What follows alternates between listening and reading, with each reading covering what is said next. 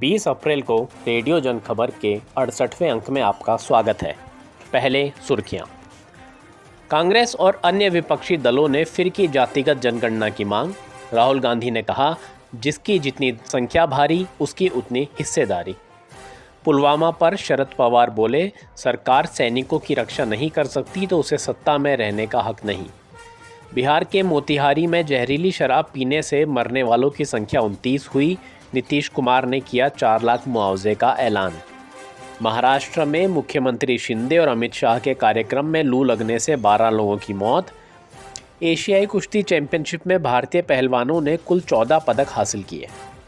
अब खबरें विस्तार से। पिछले 3 दिनों से कांग्रेस की वरिष्ठ नेता जातिगत जनगणना की मांग कर रहे हैं। कांग्रेस नेता राहुल गांधी ने कर्नाटक के कोलार की एक रैली में पिछड़ा वर्ग, दलितों और आदिवासियों के विकास के लिए 3 बिंदुओं पर आधारित एजेंडा घोषित किया और जिसकी जितनी संख्या भारी उसकी उतनी हिस्सेदारी का नारा दिया। राहुल गांधी ने पिछड़ा वर्ग, दलितों और आदिवासियों को उनकी जनसंख्या के हिसाब से आरक्षण देने की मांग भी की। जातिगत जनसंख्या आधारित आरक्षण की मांग सबसे पहले 1980 के दशक में कांशीराम ने की थी। बिहार में नीतीश कुमार के नेतृत्व में जदयू, कांग्रेस और राजद के गठबंधन वाली सरकार जाति आधारित जनगणना करा भी रही है। वहीं उत्तर प्रदेश में समाजवादी पार्टी और बहुजन समाज पार्टी भी जातिगत जनगणना कराने की मांग कर रही है। दक्षिण भारत के कई राष्ट्रीय दल भी जातिगत जनगणना का समर्थन करते हैं। सत्तारूढ़ भाजपा पर हमलावर होते हुए राष्ट्रवादी कांग्रेस पार्टी के प्रमुख शरद पवार ने कहा कि सरकार को सत्ता में रहने का कोई अधिकार नहीं है जब वह देश के सैनिकों की रक्षा नहीं कर सकती है। एक साक्षात्कार में जम्मू कश्मीर के पूर्व राज्यपाल सत्यपाल मलिक ने कहा कि साल 2019 में कश्मीर के पुलवामा में सीआरपीएफ जवानों के काफिले पर हुए आतंकी हमले, जिसमें 40 जवान शहीद हुए थे, सरकारी गलती के चलते हुआ था। और जब उन्होंने इसके बारे में प्रधानमंत्री और अजीत डोभाल को बताया तब उन लोगों ने मलिक को चुप रहने को कहा। सत्यपाल मलिक द्वारा साक्षात्कार में बताई गई जानकारी दोहराते हुए पवार ने कहा कि यह खुलासे बेहद गंभीर हैं। उन्होंने जोड़ा, पुलवामा हमले के वक्त सैनिकों को ज़रूरी उपकरण और विमान उपलब्ध नहीं कराए गए, इसलिए उन्हें जान गंवानी पड़ी। बिहार के मोतिहारी जिले में शराब पीकर 29 लोगों की मौत हो गई। ज्ञात हो कि शनिवार तक करीब 14 लोगों की मौत का मामला सामने आया था, जिसके बाद मृतकों की संख्या में लगातार वृद्धि हुई थी। वहीं कई लोगों के आंखों की रोशनी भी चली गई है। बता दें कि जहरीली शराब से मरने वालों के आश्रितों को मुआवजा देने को लेकर बिहार के मुख्यमंत्री इनकार करते रहे हैं, लेकिन इस बार मोतिहारी की घटना के बाद उन्होंने आश्रितों को मुआवजा देने का ऐलान किया है।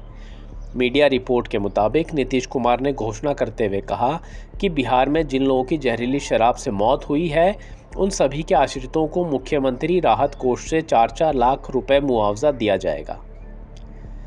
राजनीति में आम जनता की जान की कीमत क्या है, इसका एक उदाहरण मिला महाराष्ट्र में, जहां रविवार को लू लगने से 12 लोगों की मौत हो गई।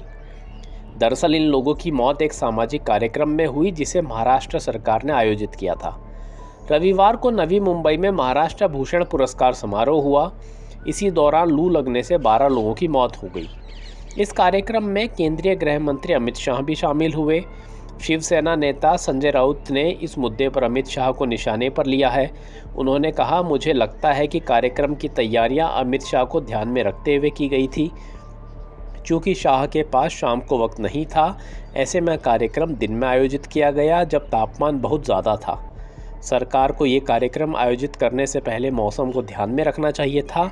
यहाँ पहुँचे लोग राजनीतिक नहीं थे बल्कि अप्पा साहेब के लिए आए थे। कजाकिस्तान के अस्ताना में आयोजित एशियाई कुश्ती चैंपियनशिप 2023 के 36वें संस्करण में 30 सदस्यीय भारतीय दल ने भाग लिया। भारतीय पहलवानों ने कुल 14 पदक हासिल किए, जिसमें से एक स्वर्ण, 3 रजत और 10 कांस्य पदक शामिल हैं। सभी पदक हरियाणा के पहलवानों ने जीते हैं। प्रतियोगिता में भारत पिछले वर्ष की तुलना में 2 स्थान नीचे आकर 7वें स्थान पर रहा। वर्ष 2022 में पदक तालिका में भारत का स्थान 5वां रहा था।